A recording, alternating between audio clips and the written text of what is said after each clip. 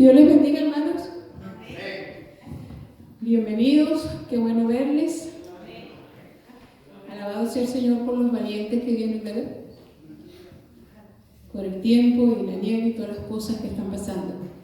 Vamos a estar en pie. Vamos a empezar con un canto, ese coro que dice bellas palabras de vida. Amén. Vamos a estudiar hoy su palabra de una manera hermosa y que el Señor nos ministre a cada uno de nosotros. También quiero decirles que Isaí no está esta noche porque Davidcito sigue con el problema del Alzheimer. Y entonces, inclusive no ha ido a clase porque se ha sentido mal. Y él tiene esta noche un compromiso en la escuela, una actividad que ella tiene que estar allí para poderla llevar a cabo. Y por eso no está esta noche también. Entonces, pero vamos a orar por todos los que están enfermos y vamos a cantar el coro primero. Amén. Gloria a Dios. Me gozo estar nuevamente en la iglesia. Alabado sea el Señor. Orando por ustedes todos los días para que el Señor bendijera y les guardara. Gloria al Señor. Bellas palabras de vida son las de Cristo Jesús. Ellas alientan mi alma, dan fortaleza y luz. Bellas palabras de vida resplandecen en mi ser. Bellas palabras que nunca en la vida había escuchado hasta hoy. Bellas palabras que nunca en la vida había escuchado hasta hoy.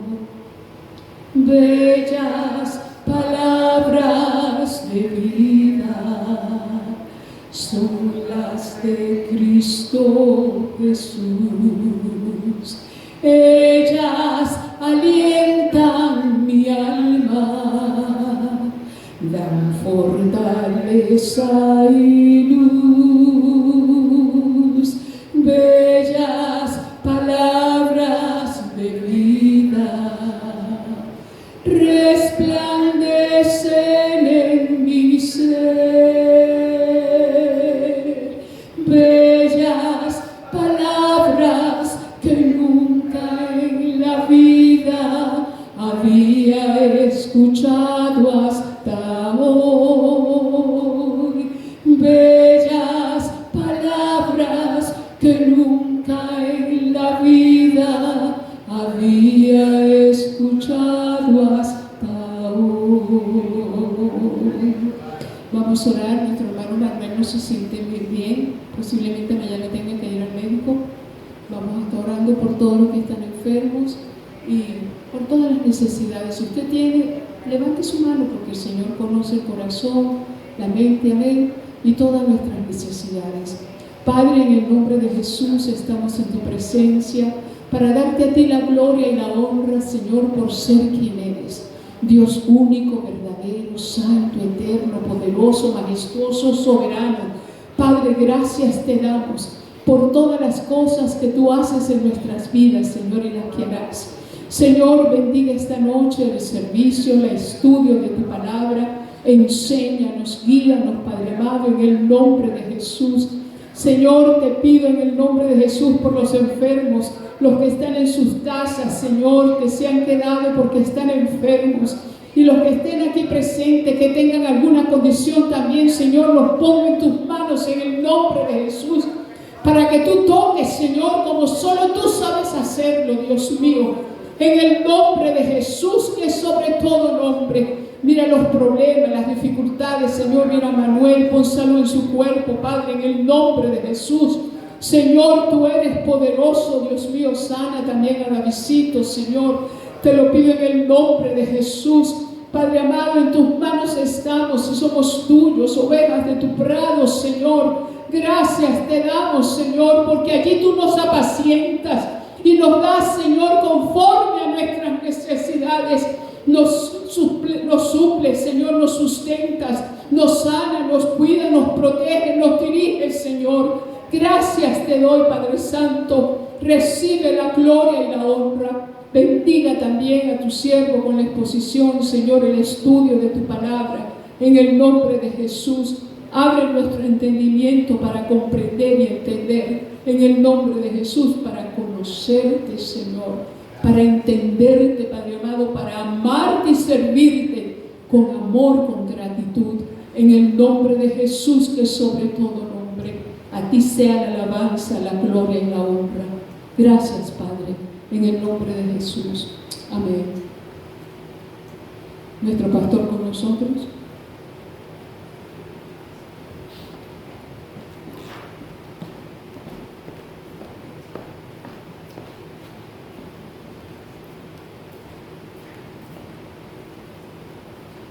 Gloria a Dios. Qué bueno, gloria a Dios. Esta noche, como la pastora dijeron,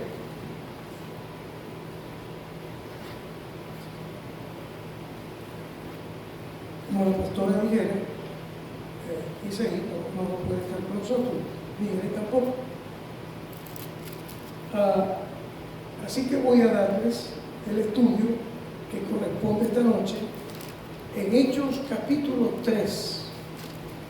Hechos capítulo 3.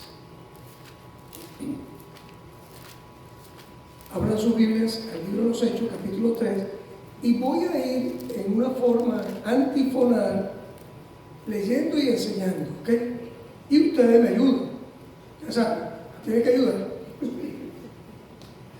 Ya saben. Gloria a Dios. Fíjense bien, en Hechos capítulo 3 hay aquí un relato muy precioso, muy interesante. Dice así, vamos a leer el versículo 1 hasta el versículo 15. Vamos a leer el versículo 1 primero solamente. Pedro y Juan subían juntos al templo a la hora novena, la de la oración. Vamos a orar. Padre, te damos gracias por permitirnos estar una vez más en tu casa de oración, aquí en tu templo. Bendiga a mis hermanos, mis hermanas, todas las personas que están aquí en este lugar, bendígalas y guárdalas, Señor, y ayúdalas en este día. Bendiga a los que por alguna circunstancia no han podido estar en esta noche, Señor, y han estado en su casa o vienen de camino. Si vienen de camino, tráiganlos conmigo. Y los que están en su casa, bendiga y guárdalos. En el nombre de Jesús. Amén. Pedro y Juan subían juntos al templo a la hora novena, la de la oración. Cuando uno va a Israel,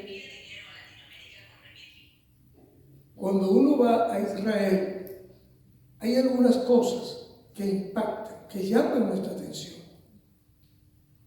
Lo primero es que cuando uno llega a Israel, uno generalmente, el que llega por primera vez, debe entrar a Jerusalén caminando, a pie, no en vehículo, que bajarse a la entrada y caminar para entrar a Jerusalén.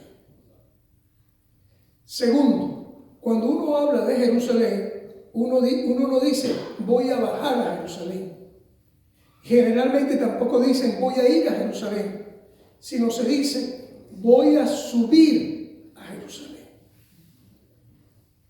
Porque Jerusalén está en una parte más alta. Entonces se habla voy a subir a Jerusalén. No se dice voy a bajar, sino voy a subir. Eso es algo interesante. Pedro y Juan, yo diría que los apóstoles, todos eran personas grandes, tremendas, instrumentos de Dios, poderosos, todos ellos. Por supuesto, Judas ya se había ahorcado, no estaba, entonces ya no estaba Judas, sino que estaban los otros apóstoles. Y se había elegido ya al 12º apóstol en sustitución de Judas, que había quedado Matías. Pero a mi apreciación, yo considero que los apóstoles, no sé si usar la palabra, más prominentes, más destacados, eran Pedro y Juan. Pedro fue crucificado con la cabeza hacia abajo. O sea, cuando fueron lo que dice la tradición es que cuando fueron a crucificarlo, él dijo: yo no quiero morir como murió mi Señor, no soy digno. Crucifíqueme con la cabeza hacia abajo, y así lo crucificaron. Eso dice la tradición cristiana. Juan fue el que más vivió de todos. No sé cuántos años, pero quizás por ahí, porque todavía casi en el año 90, en el año 100, estaba vivo. Si él es el que escribe el libro de Apocalipsis, recibe la revelación del Apocalipsis, y el Señor le dijo, dio a entender a Pedro, le dijo el Señor, que Juan no iba a morir tempranamente, sino que iba a vivir muchos años. O sea, fue el último de los apóstoles que murió, fue Juan. Juan estuvo en Éfeso. Juan cuidó de la madre de nuestro Señor Jesucristo, de María, él la cuidó. Y eso tiene evidencias históricas. Entonces, en Éfeso, aquí dice: Pedro y Juan subían juntos al templo de Jerusalén, a la hora novena, la de la oración. A la hora novena, la de la oración. La hora novena es las 3 de la tarde. Y debo explicarle esto. Cuando nosotros hablamos de las vigilias de las noches, las vigilias romanas, acuérdense que Israel todo estaba sujeto a Israel, a Roma. El Imperio Romano controlaba, no solamente Israel, controlaba casi toda la parte asiática. Todo eso lo tenía Roma, controlaba el Imperio Romano. Entonces habían las vigilias en Roma, eran de 3 horas cada una y eran distintas. Comenzaba la primera vigilia a las 6 de la tarde y terminaba a las 9 de la noche. O sea, los pastores de ovejas que tenían que quedarse cuidando los rebaños en la noche con ese frío. Déjame decirle que yo estuve en Jerusalén, y Jerusalén, cuando hay frío, y ha nevado también. Entonces, ellos cuidaban las ovejas. El primer grupo lo cuidaba de 6 de la tarde a 9 de la noche. 6 a 7, 1 hora, 7 a 8, 2 horas, 8 a 9, 3 horas. Ese era el primer grupo. Luego venía la segunda vigilia, que era de 9 a 12 de la noche. 9 a 10, 10 a 11, 11 a 12. Esa vigilia es fuerte, porque pega el sueño. De 9 a 12 pega un poquito el sueño. Pero la tercera vigilia era más fuerte. Esa era de las 12 a las 3 de la madrugada. 12 a 1, 1 a 2, 2 a 3. Los que tenían que cuidar las ovejas de 12 a 3 de la mañana, eso era fuerte. Y luego había la cuarta vigilia, que era de 3 de la mañana a 6 de la mañana. 3 a 4, 4 a 5, 5 a 6. Pero lo que estamos leyendo aquí, que es la parte judía 100%, tiempo judío, que había en esta época los apóstoles, allá en Israel, es lo contrario. Porque se habla de la hora novena. Y se dice que la hora novena es la de la oración. Y la hora novena eran las 3 de la tarde. Son las 3 de la tarde. ¿Por qué? Porque el judaísmo contaba de abajo hacia arriba. Contaba de 6 a 7, una hora. 7 a 8, 8 a 9, 9 a 10, 10 a 11, 11 a 12, 12 a 1, 1 a 2, 2 a 3. Al llegar a las 3, era 9. 6 a 7, la primera, 1. 7 a 8, 8 a 9, 9 a 10, 10 a 11, 11 a 12, 12 a 1, 1 a 2, 2 a 3, novena hora. Entonces, esto era al revés, diferente a los romanos que contaban de 6 de la tarde, igual que el sábado, el Shabbat, el sábado, comienza el día viernes a las 6 de la tarde. Ahí comienza el viernes y luego termina el sábado a las 6 de la tarde, o sea, de 6 a 6, todo un tiempo.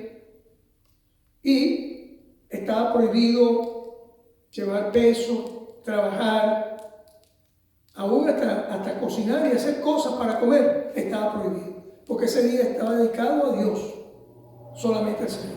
¿Beto el mismo a decir algo? ¿Beto el mismo a decir algo? Yo sí. Dígame. Cuando dices que el día del reposo, he leído una parte de la palabra donde dice un día de camino, día de reposo. ¿Cuánto tiempo es? Bueno, saca la cuenta, de 6 a 6, ¿cuánto sería? Son 24 horas. Largo. Son 24 horas. ¿Ah? Son 24 horas. 24 horas. Es largo, porque sería de 6 de la tarde a 6 del otro día, sábado, del Shabbat. Porque ahora, déjame decir algo más. Entonces, la mujer tiene que poner el dinero en el mostrador y entonces lo haga. No se puede, un judío no puede prender la luz. Por eso a veces la dejan prendida. Porque prender la luz significa un trabajo, una acción, como encender un hechizo. Por eso prohíben, los judíos ortodoxos prohíben manejar vehículos en el sábado. Si usted entra en unos lugares ortodoxos en Jerusalén, usted puede ser apedreado, lo pueden matar. Y eso hay vigilancia siempre del gobierno judío velando para que no vayan a haber extremos así. Son cuestiones interesantes. Pero Jerusalén es una ciudad preciosa, bellísima. Usted siente la presencia de Dios allí en una forma muy especial. Se dice que Ben Gurión, el primer ministro de Israel, decía que en todas partes del mundo, para poder llamar por teléfono, hay que usar un código. O sea, marcar el código de área. Pero para comunicarse con Dios en Israel, estando usted en Jerusalén, usted no necesita marcar código, sino que la comunión con Dios es directa. Y yo le puedo decir que es verdad, uno siente la presencia de Dios en Jerusalén en una forma muy, muy especial. Jerusalén es algo especial de Dios. Entonces, Betuel, posiblemente un día de camino puede significar de 6 a 6, porque es un día como el Shabbat. También puede ser que sea como más corto. O sea, todo depende del lugar hacia donde se van a dirigir y quién es el que lo va a hacer. Si es un ortodoxo, está hablando de todo el tiempo. Si es un judío liberal o ultraliberal, las cosas cambian. Porque en el judaísmo hay lo que hay en el Evangelio. Los pentecostales somos los ultraortodoxos dentro del Evangelio. Mejor dicho, los radicales. Yo los llamaría, o me llamaría, los pietistas. Somos el pietismo, o sea, la revolución dentro de las denominaciones tradicionales, como bautistas, presbiterianos, luteranos, reformados, etc. Fíjense que aquí en Estados Unidos uno aprende, porque aquí es donde la palabra evangélica tiene un significado específico. Es evangélico, pero tiene un significado específico para ciertas denominaciones, ciertas iglesias. Los reformados tienen un significado específico para los luteranos, ¿entiendes? Que serían los anglicanos en Inglaterra, serían los episcopales aquí en Estados Unidos. Entonces, los evangélicos serían eso, y luego estamos nosotros los pentecostales, que seríamos el pietismo. Entonces, son cuestiones que son interesantes. Pedro y Juan, los apóstoles que yo considero que eran ellos dos eran como el eje de todo el ministerio apostólico, porque aquí, en este momento, el gobierno que hay es apostólico, aquí donde estamos hablando de Pedro y Juan. El gobierno era apostólico, ellos tenían la autoridad. Los apóstoles gozaban de una revelación especial de Dios para discernir, para entender la palabra y entender lo que es la doctrina. Los apóstoles. Y los apóstoles tenían una autoridad también como gobernantes, para gobernar. Entonces, todas esas cosas eran características de los apóstoles. Subían juntos al templo a la hora novena, la de la oración. Hemos dicho ya que serían las 3 de la tarde, que para los judíos era la hora novena, ¿ok? Para los judíos era la hora novena, pero se llama, legalmente eran las 3 de la tarde, lo que sería para nosotros hoy las 3 de la tarde, porque se cuenta de las 6 de la mañana hasta las 3 de la tarde, contando 6 a 7, 1 y así sucesivamente hasta llegar a las 9, sería la hora novena, eso lo llaman así. Y era traído, ponga atención, era traído, no venía caminando él con muleta, sino que lo traían un hombre cojo de nacimiento. Y esto hay que hacer énfasis también. No es igual cuando se habla de un ciego, alguien que nació viendo y con el tiempo, por alguna enfermedad, por algún golpe, por algún accidente, quedó ciego. Pero el que nació ciego de nacimiento, esa es una situación mucho más difícil. Entonces, hay que diferenciar lo que es alguien que nace ciego de nacimiento y alguien que nace cojo de nacimiento.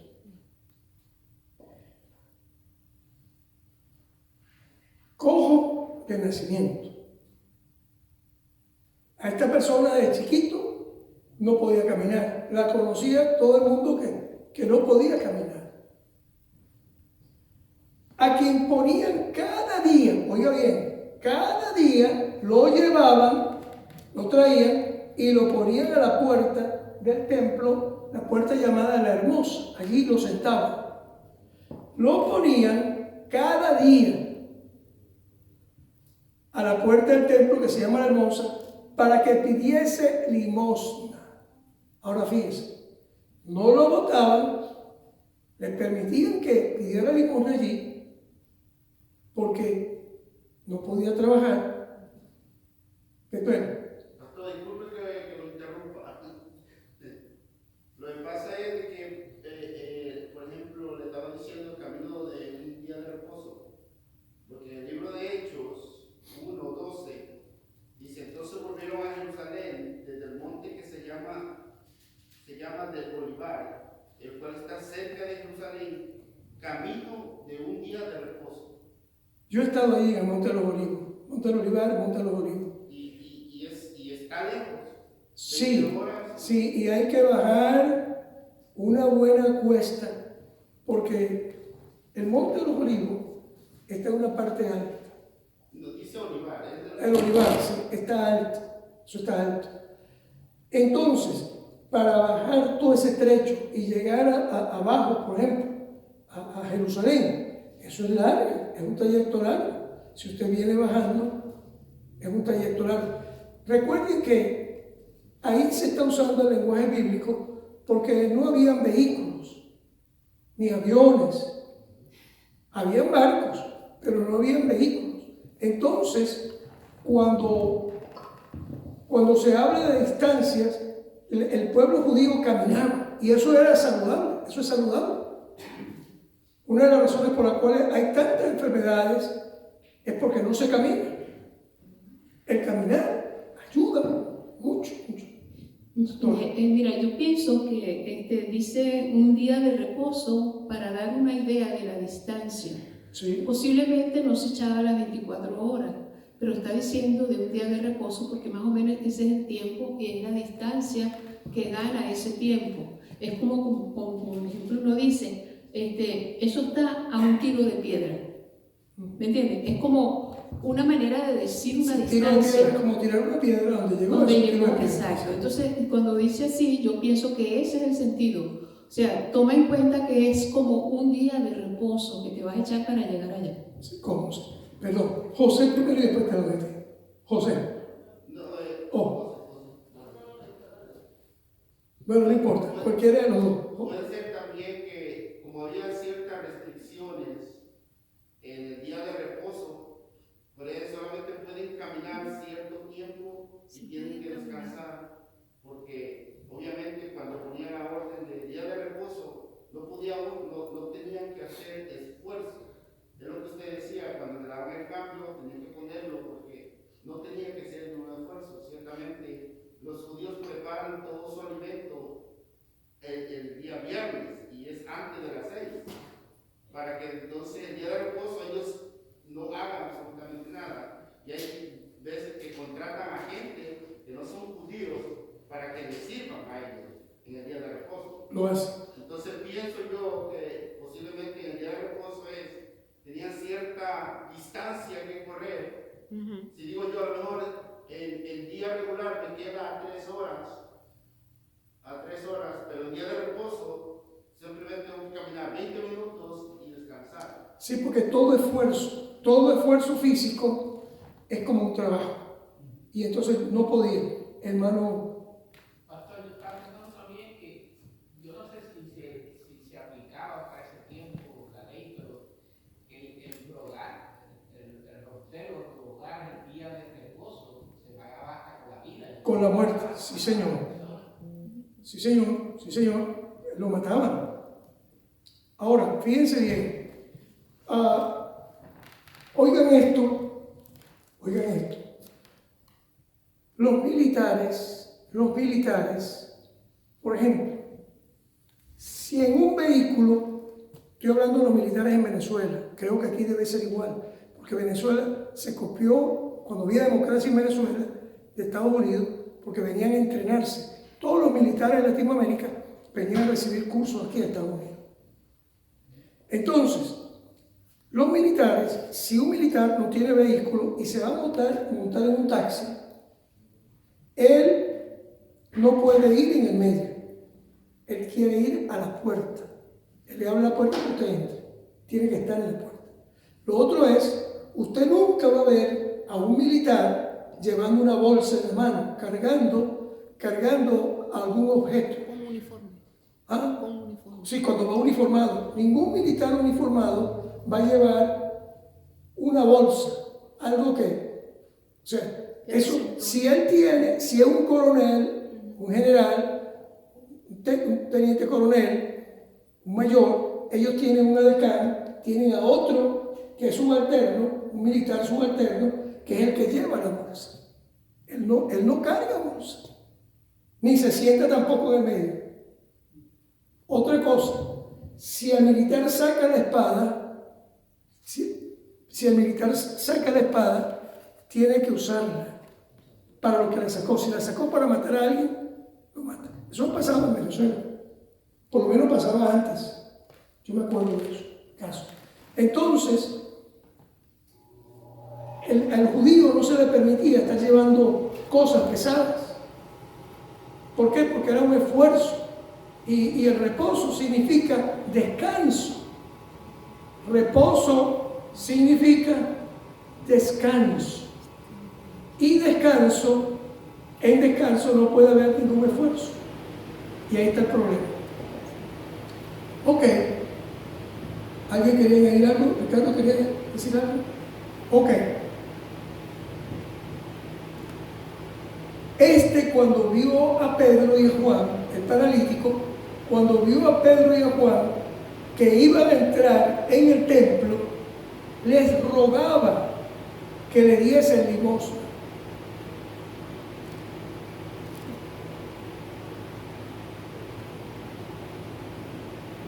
Esto es fuerte. Esto es fuerte. Porque está bien que esté en la puerta, pero que esté rogando para que le den una limosna, porque si no, no se la van a dar. Eso revela primero que muchos de los que entran a la casa de Dios, que entraban allá a la casa de Dios, eran tacaños, pichirres, duros de corazón y no daban voluntariamente. Segundo,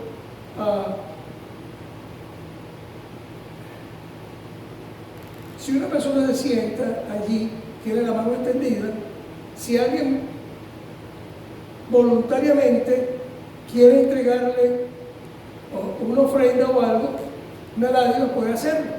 Pero cuando ya se siente, está rogando y pidiendo, eso es como obligando a que le den. Y eso no es bien visto. Porque si las personas que están entrando son judíos, que en verdad lo son, igual que en una iglesia evangélica, pues la persona voluntariamente va a dar. Entonces, esto tiene muchos bemoles, o sea, muchos lados.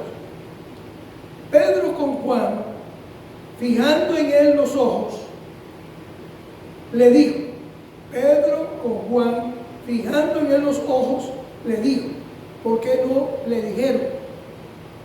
Porque son Pedro y Juan los dos los que están hablando. Míranos, o sea, venos a los ojos. Entonces él les estuvo atento, esperando recibir de ellos algo. Cuando Pedro le dice a ese cojo en la puerta del templo de Jerusalén, la puerta de la hermosa, míranos, él dijo, me va a dar algo, me va a dar una ofrenda, un dinero o algo. Míranos, porque quiere que él los mire. Mas Pedro dijo, no tengo plata ni oro, pero lo que tengo te doy. En el nombre de Jesucristo de Nazaret, levántate y anda. No tengo plata ni oro, pero lo que tengo te doy. Ahora, uno se hace muchas preguntas y aquí viene una de ellas. Pedro era el líder más grande del cristianismo, diría yo, en la época apostólica. Si Pedro no tenía plata ni tenía oro, ¿cómo se explica eso? O sea,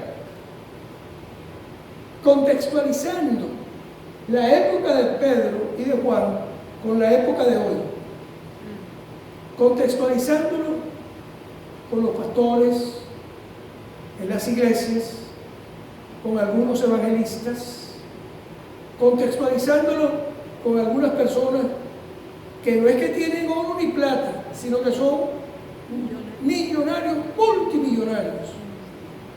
Aún más, hay algunos que se vanaglorían por lo que tienen, cosa que Job nunca hizo. Job era riquísimo y dice, si en el oro puse mi confianza, nunca puso su confianza. Se puede tener todos los millones y todo lo que sea, pero nunca poner su confianza en el dinero, porque el dinero no sirve para nada. En el cielo usted no va a entrar con dólares ni con dinero, porque en el cielo no hay dólares, no se acepta eso. Eso es aquí en la tierra y no en todas partes tampoco. Entonces, qué contraste, ¿verdad? Pero él está diciendo aquí, no tengo oro, no tengo plata, ni oro, pero lo que tengo te doy. Hay una anécdota que yo leí de uno de los papas, no sé si fue el Papa Francisco IV, no sé, y estaba hablando con Santo Tomás de Aquino, que escribió la Suma Teológica, un libro teológico muy importante. Y había un dinero ahí que tenía el Papa y le dijo que él no podía decir que no tenía plata ni oro, porque tenía, se veía ahí lo que tenía, una cantidad de dinero. Y Santo Tomás le dijo, pero tampoco puede decir, levántate y anda. Y ese es el problema. Tener oro no significa, oye, tener oro, tener esto, no significa espiritualmente que se tenga el poder para hacer milagros y para hacer las cosas. Se puede tener mucho dinero, eso no es ningún problema. Si Dios bendice a alguien y le da, eso está bien. Nadie puede meterse en eso. Pero amar el dinero, poner su confianza en el dinero, sea quien sea, eso es pecado. Aún más, Juan Wesley dijo que el ser rico era pecado. Y eso lo han criticado, ser el fundador de la Iglesia Metodista Libre, Unida y del Wesleyanismo. Pero lo han criticado por eso. Pero yo no lo critico, yo creo que tenía razón. Y algunos han dicho, para poder ganar a las almas hay que tener dinero, mucho dinero. Eso es otra falsedad. Porque el Evangelio se predicó en esta época y hubo personas importantes que creyeron. Y no creyeron porque la persona que les predicaba tenía dinero. Sé como en Venezuela, yo me acuerdo de un pastor, era militar, y cuando él iba a predicar en la iglesia, eso le llega a Chagua, allá en Apure. Cuando él iba a predicar, él sacaba su revólver y lo ponía así en el púlpito y sonaba. Y después predicaba. ¿Quién no se va a entregar? Cuando hacía el llamamiento, el revólver ahí. Ok. ¿Algo que decir? ¿Algún comentario al respecto? ¿Beatriz? Sí, a mí me llama la atención cuando él les dice, míranos. Porque cuando los mira, para uno mirar a alguien, uno lo detalla. Si tú miras a alguien, te dice más diciéndote, mírame. Y como dice allí que él estuvo atento, Como mirándolo, sí, porque estaba esperando que le dieran algo.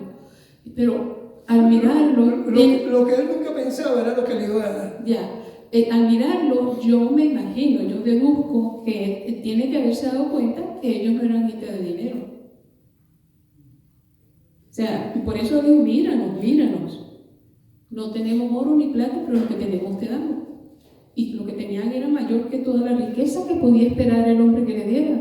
Sí, porque era su sanidad total. Todo el dinero del mundo no iba a poder comprar una sanidad. Exacto, nada iba a poder comprar lo que él iba a recibir en ese momento. Y menos en aquella época. En este tiempo, pastor, los que piden dinero ahora, ellos saben los lugares estratégicos, que es que la persona se puede parar, por ejemplo, en una luz en la que haya mucho tráfico. Y podemos pensar y decir, wow, pobrecitas personas. Pero hay personas que son tan sagaces que saben el momento, la hora en la que pueden pararse para pedir dinero. Eso es cierto. Y entonces llegan con una actitud diciendo, oh, mira, $1, necesito $1. Vaya, solamente Dios sabe la situación de las personas. La otra cuestión... Y el horario también, porque si empieza a las 8 de la mañana o a las 7 a pedir, ya, y se va a las 7 de la noche para su casa, $1, se lleva $100 o más para su casa cada día. Entonces, y $100 en 30 días son $3,000. Entonces me pongo a pensar, una persona que es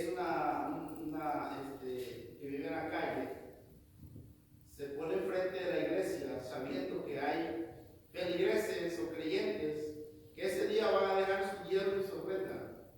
Entonces esa persona va pensando, sí tienen dinero, porque van a ofrendar. Deben de tener por ese aspecto. ¿Me entiendes? La otra cuestión es, cuando dice en el libro de Hechos, dice que era una persona coja, no paralítica. No. Cojo de nacimiento.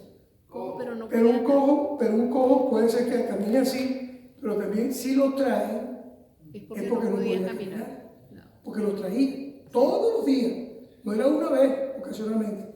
Porque el cojo tiene la ventaja de usar muleta y puede caminar.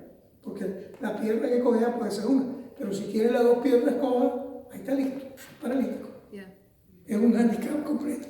Ahora mira, hoy en día también se paran en los semáforos y entonces cuando las personas se paran le sacan un revólver, dame todo lo que tiene ahí, dame la cartera y dame todo lo que tiene y lo atracan. A lo mejor, yo sé que así lo hacen en algunos países.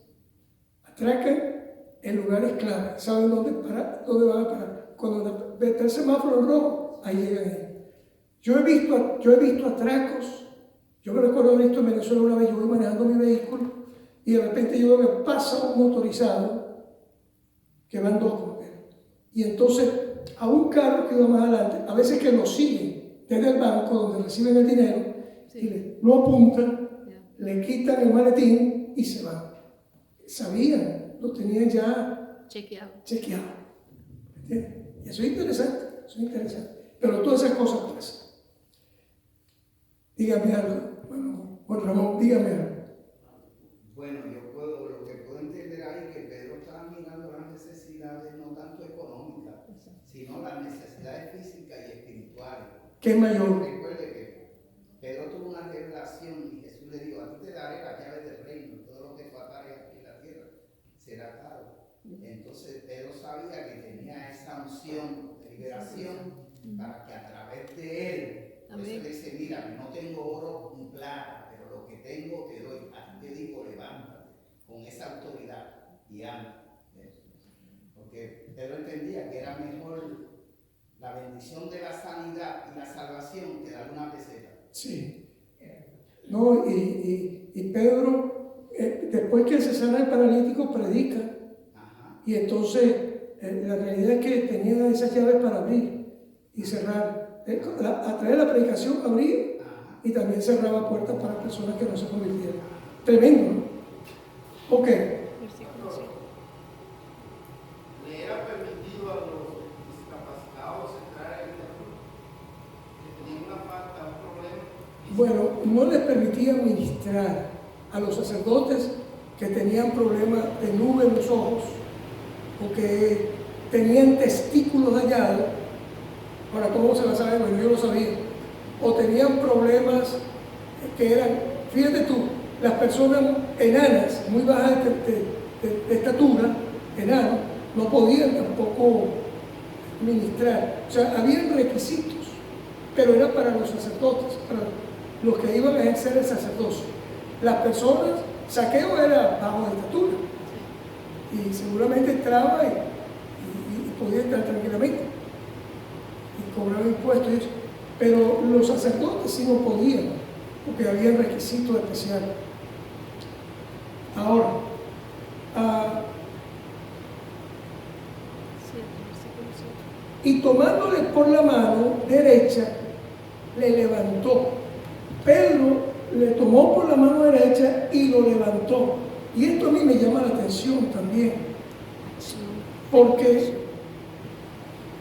la pregunta que uno tiene que hacerse, y que yo me la hice cuando Gigi Ávila llegó a Venezuela, y antes teníamos un estadio full de gente, era la primera noche que iba a predicar, y yo había dado mi palabra a los pastores porque muchos no querían aceptar el ministerio de Gigi Ávila por algunas cosas, y yo era presbítero, y yo me paré fuerte y le dije: no, vamos a oírlo, vamos a verlo, porque yo había oído su testimonio y los milagros y las cosas. Y esa noche Gigi Ávila se para en el nuevo circo de Caracas, un estadio grande, en el centro de Caracas, y él dice, él pregunta, pide que, creo que eran 7 sordomudos, personas sordas o mudas, que pasaran al frente, que Dios las iba a sanar esa noche. Y él pidió eso. Y pasaron 7 personas. Y luego él ora. Y después que él ora, 6 comenzaron a gritar porque o podían oír por primera vez tal vez. oír y balbucear, porque el mudo tiene que aprender a pronunciar las palabras. Esa es otra cosa que se aprende. Entonces, después va donde el séptimo, que estaba parado allí, era un joven con una actitud arrogante, prepotente, como agresivo, manos cruzadas. Y Gigi se le acerca y le dice, Gigi dice a la gente, ¿cuántos creen que Dios lo va a sanar?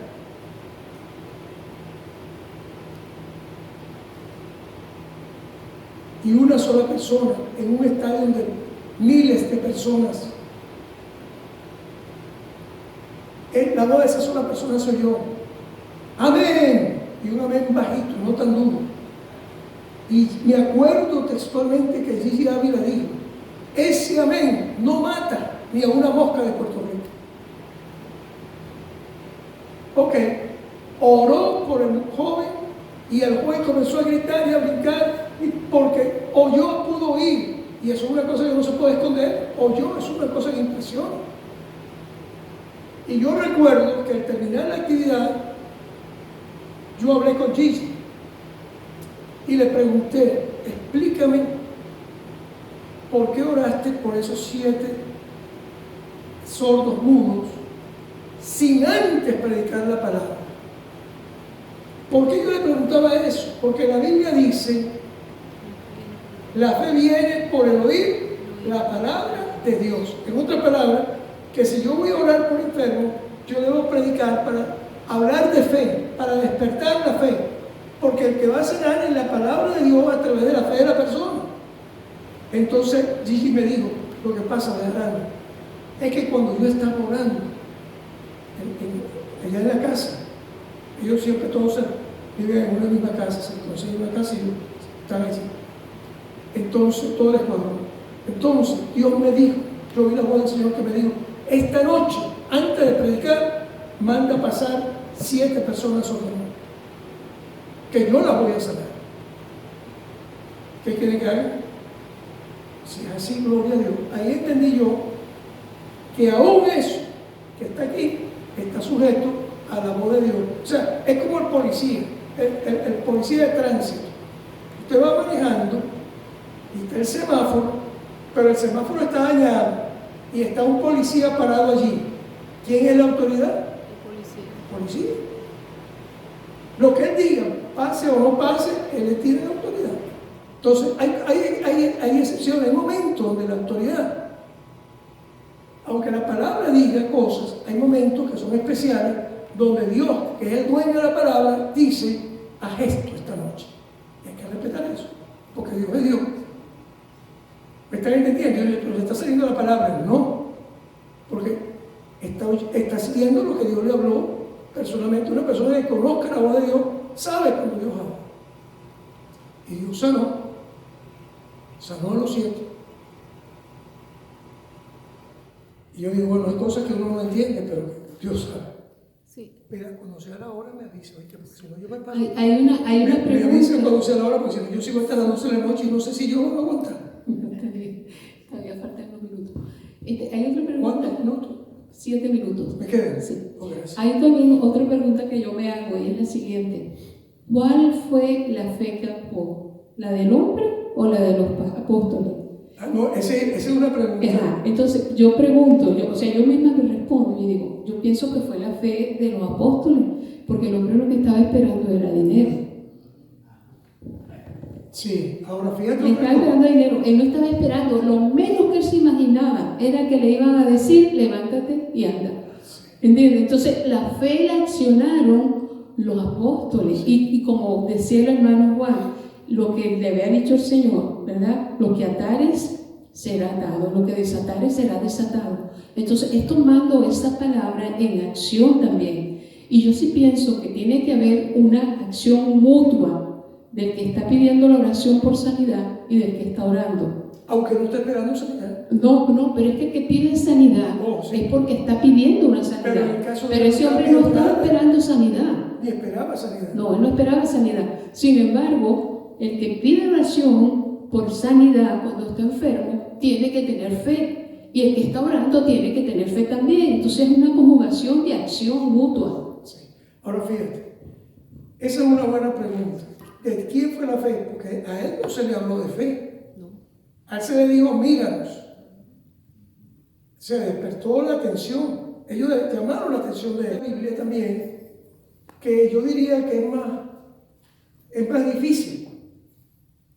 Que es el caso cuando el profeta Eliseo muere y entonces lo han enterrado ya, bueno, tienen allí ya en el sepulcro, y entonces vienen, traen a una persona muerta para enterrarla en el cementerio, y ese muerto que trae, el profeta está muerto, y el que trae también está muerto. ¿De dónde es la fe? ¿Quién tenía la fe? ¿El profeta muerto o el que traen ahí? Y lo traen. Y cuando las personas traen al muerto, viene una banda de hombres armados, ¿con qué fue? Y estos se asustan y dejan caer el muerto, y el muerto cae en el sepulcro donde estaba enterrado Eliseo, y cuando tocan los huesos de Eliseo, resucita el muerto. ¿Quién aplicó fe allí? ¿El muerto Eliseo?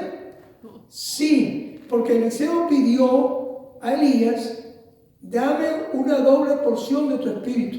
Y Elías había hecho una cantidad de milagros. Eliseo tenía pedido una doble porción y tenía que cumplirse eso que él había pedido, porque el profeta le dijo, Elías, si me vienes cuando fuere tomado, se te cumplirá. Entonces, él murió y faltaba un milagro. Y Dios, después de muerto, Eliseo hace el milagro que faltaba para completar la doble porción.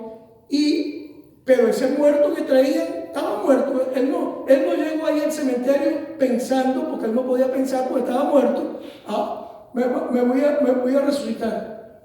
O sea, son cosas que uno no entiende, pero que Dios las hace. Porque es el poder de Dios y no es el hombre. Entonces, es interesante. Ok. Y tomándole por la mano derecha, le levantó, y al momento se le afirmaron los pies y los tobillos. Quiere decir que ahí hubo un milagro creativo. Yo me acuerdo que un día estaba en una reunión de pastores, llegó un hombre de aquí de Estados Unidos, un evangelista grande de Estados Unidos, y habló conmigo y me dijo, yo quiero orar por los pastores que tengan una pierna más larga o más corta, para que Dios se la empareje. Me acuerdo de eso. Si no mal recuerdo, fue en Puerto Cabello que estaba. Entonces, él me pidió a mí, me dijo, quiero que pongas la mano debajo de la pierna del pastor. Hubo un pastor que pasó que tenía una pierna más larga que la otra. Entonces lo sentó en una silla y me dijo, pon la mano, y yo la puse. Y oró. Y cuando se paró, estaba caminando. Y yo sentí, si no mal recuerdo, yo sentí, porque eso se siente. Cuando se estira algo, se paró y caminando bien. Porque al nivelar los pies se puede caminar. Cuando hay uno, entonces hay un desnivel. Eso también vi a un evangelista llamado Morris Cerullo en el año 1961, creo que fue, en San Fernando, en la isla de Trinidad, que también hizo algo así delante de todo el mundo, y también creció el pie de la persona, la pierna. Entonces, hay cosas que uno no puede entender. Ahora, se levantó, al momento se le afirmaron los pies y los tobillos. Eso es que comienza a moverse, a estremecerse, se estira todo lo que está dañado, está el milagro. Eso es como en las campañas esas donde la persona que tiene sobrepeso, de repente se le caen los pantalones y las mujeres quedan casi que la falda le brinca, le baila. Es porque hay un problema que tiene en su sistema hormonal. Y entonces al sanarse eso que tiene, automáticamente la persona pierde ese sobrepeso que no es normal. ¿Me entienden? Entonces la persona... Yo he visto cosas que son tremendas. Ahora, y saltando se puso en pie, saltando. Brincó, este hombre brincó, saltó, se puso en pie y anduvo. Y entró con ellos en el templo. Ahora pudo entrar en el templo por sus propios pies. Andando y saltando.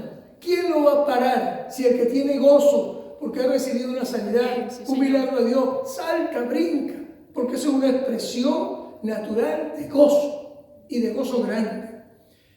andando y saltando y alabando a Dios, lo cual quiere decir que este hombre conocía de Dios.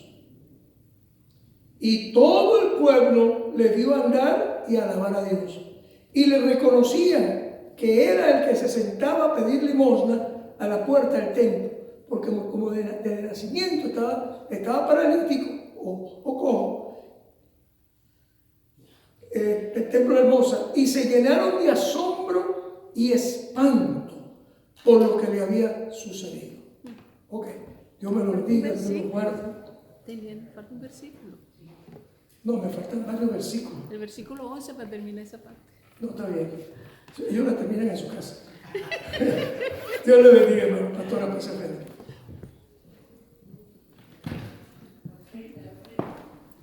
Ok. Sí, hermano Ramón, te reconozco. Qué bueno es saber que Dios es poderoso, ¿eh? Y que lo que nosotros no, ni pasa por nuestra mente, Dios lo sabe, lo hace. Y nosotros somos los que nos volvemos un etcétera de preguntas incógnitas para saber por qué. Pero Dios tiene la respuesta de todo, alabado sea su nombre. Vamos a estar en pie y vamos a darle gracias al Señor por el estudio de su palabra. Amén. Alabado sea nuestro Señor. Y voy a pedirle a Lili, ven y despide la adoración.